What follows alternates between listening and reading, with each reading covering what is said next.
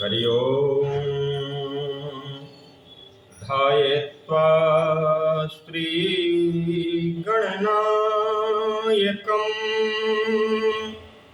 सुमुनीन् स्वीयां कुलस्यान्विकाम्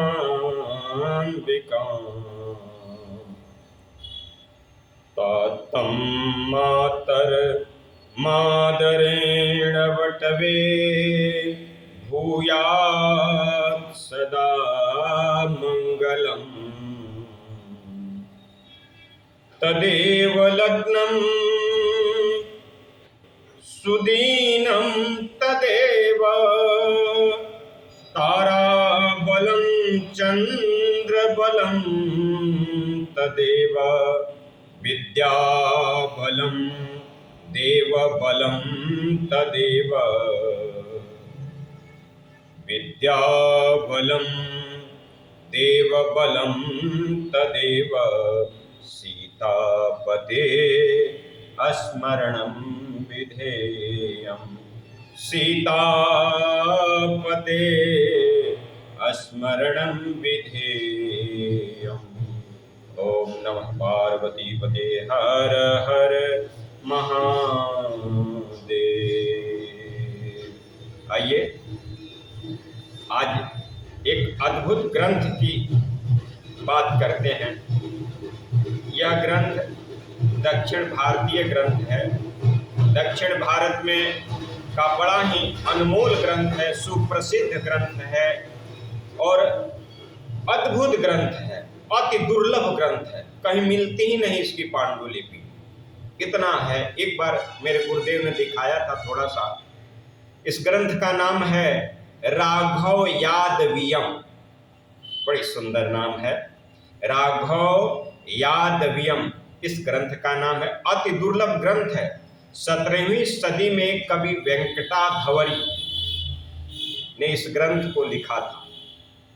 ऐसे उनके लिखे तो अनेक ग्रंथ हैं, जैसे लक्ष्मी सहस्त्राम सर्वाधिक प्रसिद्ध ग्रंथों में से उनका एक है। कवि वेंकटाधवरी रामानुजा द्वारा स्थापित रामानुजा संप्रदाय के वेंकट लुई गुट के आगे ले गए और उसको प्रस्थापित किया। वेडेंग लुई ग्रुप जो है उसको आगे लेकर प्रस्थापित किया। और जो वेंकटाधवरी कवि थे ये बचपन से ही अंधे थे, दृष्टिहीन थे, लेकिन कुशाग्र बुद्धि के धनी के होने के कारण उन्हें बाद में वेंकटनाथ कहा जाने लगा। 1705 ईस्वी की बात है, जब उन्होंने लक्ष्मी सहस्त्रनाम की रचना की तो लोगों का कहना है कि उनकी आंख वापस मिल गई। तो बड़ा बहुत अद्भुत ग्रंथ है राघव यादवियम। आइए अब इस ग्रंथ की चर्चा करते हैं। राघव यादवियम की बात अद्भुत है, अद्भुत ग्रंथ है। इसमें मेरे राम जी और मेरे गोविंद श्री कृष्ण की लीलाओं की व्याख्या है। मुझे एक बार मेरे गुरु जी ने दिखाया था। इस ग्रंथ में अद्भुत बात क्या है, तो आपको इस ग्रंथ की एक अद्भुत बात बताता हूँ। अद्भुत बात यह है कि इसको अगर हम सीधा पढ़ते हैं, इसके संस्कृत के श्लोकों को सीधा पढ़ते हैं तो राम कथा होती है। जब सीधा पढ़े तो राम कथा प्रदर्शित करता है, और जब उल्टा पढ़े श्लोक को तो कृष्ण कथा प्रदर्शित करता है। अद्भुत ग्रंथ है, ऐसा आज तक कोई ग्रंथ नहीं बना, ठीक है ना। तो जब हम सीधा पढ़ें तो राम जी की कथा है, इसी को उल्टा पढ़ें तो मेरे माधव श्री कृष्ण की कथा है। यह बड़ा ही आश्चर्यचकित कर देता है। यह ग्रंथ अद्भुत है। अगर ध्यान से देखें तो भक्ति माता का जन्म तो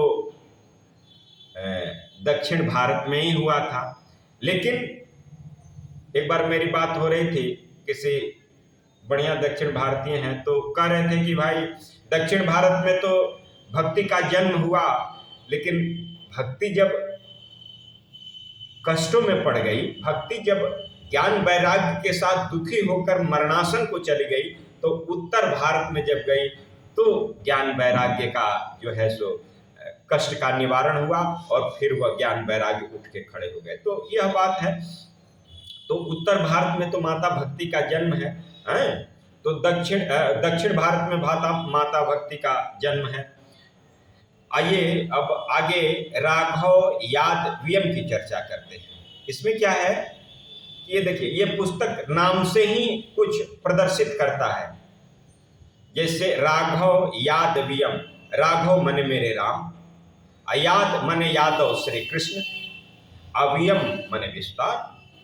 सीधी बात है, राघव यादवियम। इस ग्रंथ को हम अनुलोम विलोम भी ग्रंथ कहते हैं। जैसे योग में होता है, प्राणायाम जब हम करते हैं तो सांस अंदर करते हैं, सांस बाहर करते हैं।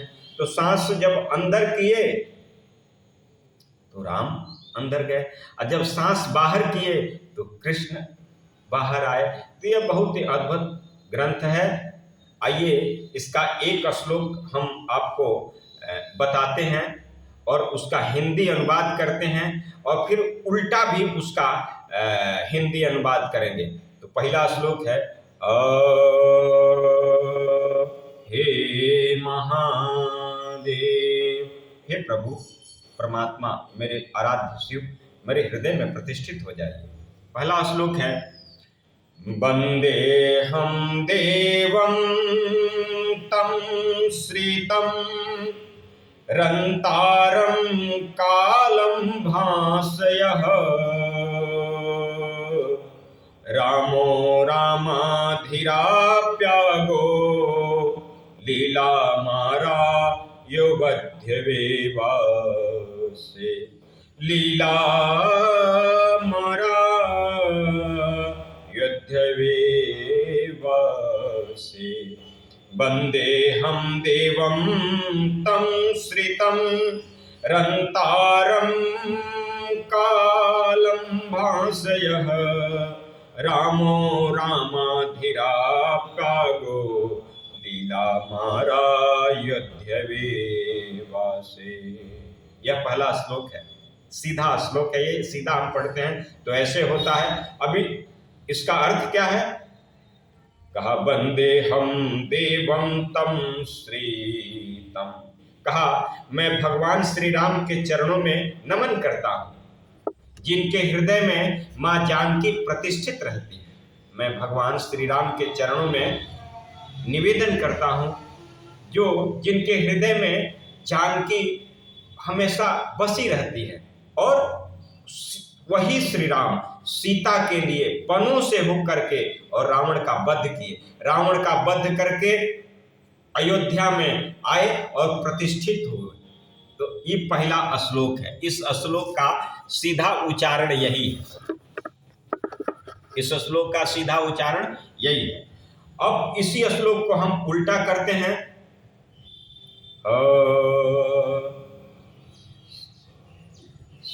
सेवाध्ययो रमा लाली गोप्याधारी भरा मुराह, यशसा भालं करं तारं तं श्रितं वंदेहम देवम। इसको हम उल्टा कर रहे हैं। सेवाध्यो रमा लाली गोप्याधारी भरा मुराह, यशसा भालं करं तारं तं श्रितं वंदेहम देवम। उसी श्लोक को हम उल्टा किए। अब उल्टा में इसका क्या अर्थ निकलता है? सेध्यो राम लाली, कहा गोप्यधारी भारा मुराह, कहा मैं रुक्मिणी तथा गोपियों के पूज्य भगवान श्री कृष्ण के चरणों में प्रणाम करता हूं, निवेदन करता हूं। यशसा भालं करं तारं, जो सदा ही मां लक्ष्मी के साथ विराजमान रहते हैं, जिनकी शोभा नवरत्नों से भी ज्यादा है, जिनकी शोभा को देखकर रत्न अपनी शोभा भूल जाते हैं, ऐसे मैं गोविंद के चरणों को प्रणाम करता हूं। जिनके रुक्मिणी तथा गोपियां जिन पूज्य भगवान के चरणों को नमस्कार करती है, ऐसे मैं गोविंद के चरणों को नमस्कार करता हूं। तो ये पहला श्लोक का है, एक तरफ से राम जी की कथा, दूसरे तरफ से कृष्ण जी की कथा, ऐसे करके इसमें 60 श्लोक हैं, 30 सीधे 30 उल्टे। अद्भुत ग्रंथ है, इसकी पांडुलिपि कहीं नहीं मिलती है। यह कथा अगर आपको अच्छी लगी तो शेयर कीजिएगा, ज्ञानवर्धक कथा है, और आशा है कि लाइक भी कीजिएगा यह वीडियो। हर हर महादेव। एक भजन आपको सुनाता हूँ।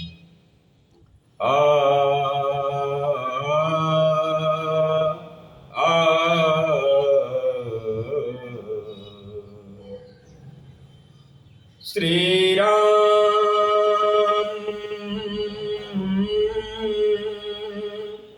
हरे राम मुरलीधर गोविंद,